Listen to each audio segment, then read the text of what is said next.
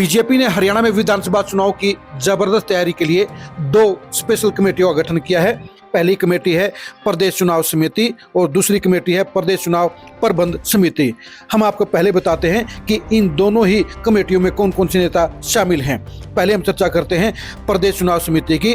इस समिति के अंदर प्रदेश अध्यक्ष मोहन बड़ोली, सीएम नायब सिंह सैनी, केंद्रीय मंत्री मनोहर लाल खट्टर, केंद्रीय मंत्री राव इंद्रजीत सिंह, केंद्रीय मंत्री कृष्ण पाल गुर्जर, केंद्रीय कार्य समिति मेंबर डॉक्टर सुधा यादव, पूर्व मंत्री रामविलास शर्मा, पूर्व प्रदेश अध्यक्ष ओम प्रकाश धनखड़, स्पीकर ज्ञानचंद गुप्ता, मंत्री जेपी दलाल, भिवानी सांसद धर्मवीर सिंह, पूर्व मंत्री कैप्टन अभिमन्यु, पूर्व सांसद कुलदीप बिश्नोई, राज्यसभा सांसद रामचंद्र जांगड़ा, पूर्व सांसद अरविंद शर्मा, पूर्व सांसद सुनीता दुग्गल, संगठन मंत्री फणींद्रनाथ शर्मा, पूर्व मंत्री और प्रदेश महामंत्री कृष्ण बेदी, महिला मोर्चा अध्यक्ष उषा प्रियदर्शी और एससी सेल के अध्यक्ष सत्य प्रकाश जवारावता विधायक।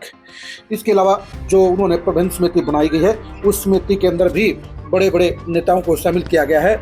इसके अंदर आपको बता दें कि प्रदेश चुनाव प्रबंधन समिति के अध्यक्ष होंगे प्रदेश अध्यक्ष मोहन बड़ोली, संयोजक होंगे कुलदीप बिश्नोई, सह संयोजक होंगे कृष्णलाल पंवार और सह संयोजक होंगे वेदपाल एडवोकेट। इसके अलावा जो सदस्य बनाए गए हैं उनके नाम हैं पूर्व अध्यक्ष ओम प्रकाश धनखड़, पूर्व सांसद सुनीता दुग्गल, पूर्व मंत्री विपुल गोयल, पूर्व मंत्री कृष्णमूर्ति हुड्डा, जवाहर यादव, अजय बंसल, संदीप जोशी, जीएल शर्मा, सुनीता दांगी, रेणु डाबला, कैप्टन भूपेंद्र, उषा प्रियदर्शी, अरविंद यादव, मानस डेका, वरिंदर गर्ग, मदन चौहान, मदन गोयल, उमेश शर्मा, नागेंद्र शर्मा, परवीन जैन, राजीव जेटली, अरुण यादव, आदित्य चावला, अरविंद सैनी, सुनील राव, मनोज शर्मा, संचित नांदल, डॉक्टर बलवान, कर्नल राजेंद्र सुहाग। यानी इन दोनों कमेटियों के जरिए बीजेपी ने अपनी चुनाव मैनेजमेंट को लिए पहला खाका तैयार कर दिया है। लेकिन इन दोनों ही कमेटियों को ध्यान से देखने पर जो सबसे बड़ा जो असर हो रहा है वो दो बड़े नेताओं की गैर मौजूदगी का हो रहा है। वो दो बड़े नेता हैं पूर्व मंत्री और हाल ही में बीजेपी ज्वाइन करने वाली किरण चौधरी और पूर्व सांसद और कांग्रेस के पूर्व प्रदेश अध्यक्ष अशोक तंवर। दोनों ही नेताओं को इस सूची में जरूर होना चाहिए था। अब सवाल ये उठता है कि इन दो बड़े नेताओं को दोनों ही कमेटियों में आखिर क्यों शामिल नहीं किया गया।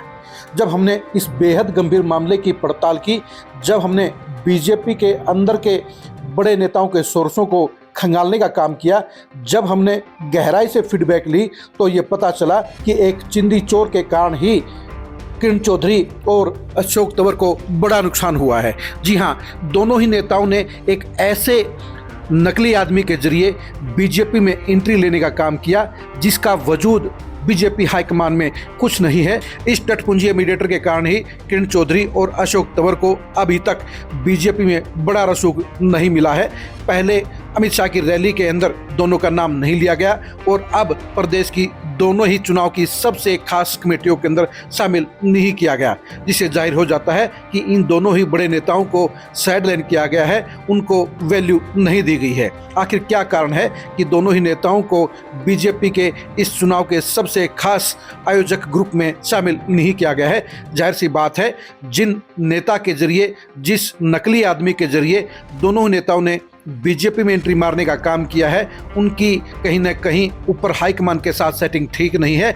यानी केंद्रीय गृह मंत्री अमित शाह के साथ लाइजनिंग के मामले में सीधी पहुंच नहीं है। उन्होंने सिर्फ खट्टर साहब के साथ ही जोड़ तोड़ करके जहां अपने नंबर बना लिए, वहीं किरण चौधरी और अशोक तंवर का बड़ा नुकसान करने का काम कर दिया।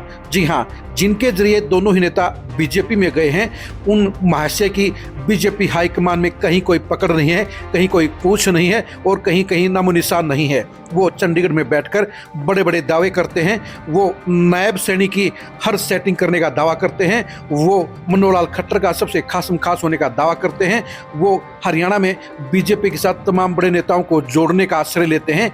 लेकिन सच्चाई ये है कि बीजेपी हाईकमान में इन महोदय का ना तो कोई रुतबा है, बल्कि उन्हें चिंदी चोर के तौर पर जाना जाता है। उन्हें छुटपुइये नेताओं में शामिल किया जाता है। वो अपने आप को हैवी वेट और खास होने का मुगालता पाले हुए हैं, लेकिन सच्चाई ये है कि इनका वजूद बीजेपी हाईकमान के सिस्टम में कुछ भी नहीं है। किरण चौधरी और अशोक तंवर इनके झांसे में आ गए और इनके जरिए बीजेपी ज्वाइन करने का काम किया, जो इनकी सबसे बड़ी गलती रही।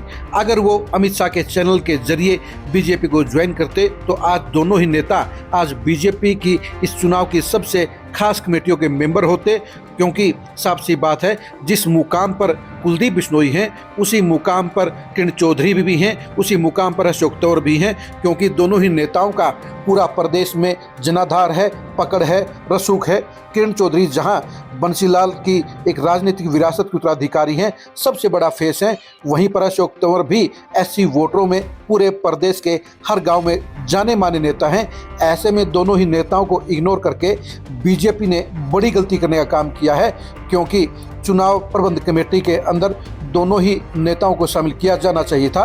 दोनों ही नेताओं के बलबूते पर बीजेपी को 5-7% एक्स्ट्रा वोट मिल सकते हैं, क्योंकि सुरेंद्र सिंह बंसीलाल का वोट बैंक जहां हर गांव में आज भी मौजूद है, तो वहीं पर अशोक तंवर के भी सिस्टम में हर गांव के अंदर 2-4 आदमी जरूर मिल जाते हैं।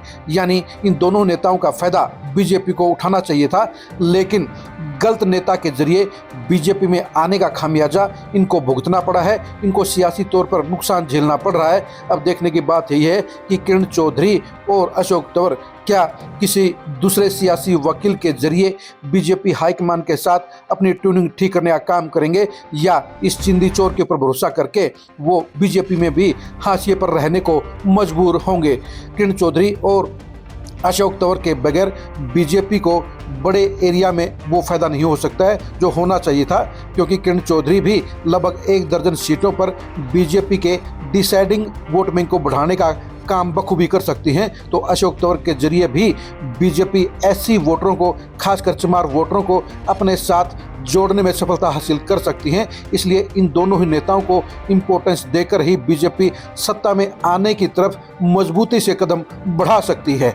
कुलदीप बिश्नोई को उन्होंने संयोजक बनाकर अच्छा फैसला लिया है, लेकिन इन दोनों ही नेताओं को इग्नोर करके बीजेपी ने बड़ी आत्मघाती गलती करने का काम किया है। लेकिन जाहिर सी बात है, जिसका वकील नकली होगा उसकी जज के सामने पैरवी नहीं होगी और उसके मुकदमा हारने के चांसेस बढ़ जाते हैं, और यही खेला किरण चौधरी और अशोक तंवर के साथ में हुआ है। यानी एक टटपुंजिए व्यक्ति के कारण दोनों को बड़ा सियासी नुकसान हुआ है और बीजेपी में वो इम्पोर्टेंस नहीं मिली है जो होनी चाहिए थी।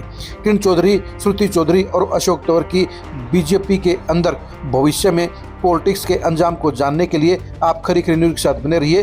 बीजेपी में किरण चौधरी और अशोक तंवर की इम्पोर्टेंस को जानने के लिए भी आप खरी खरी न्यूज़ के साथ बने रहिए। हरियाणा की सियासत में किरण चौधरी और अशोक तंवर की वैल्यू और इम्पोर्टेंस की पड़ताल को जानने के लिए भी आप खरी खरी न्यूज़ के साथ बने रहिए। आप हमारे फेसबुक पेज को फॉलो कीजिए, आप हमारे यूट्यूब चैनल को सब्सक्राइब कीजिए। नमस्कार।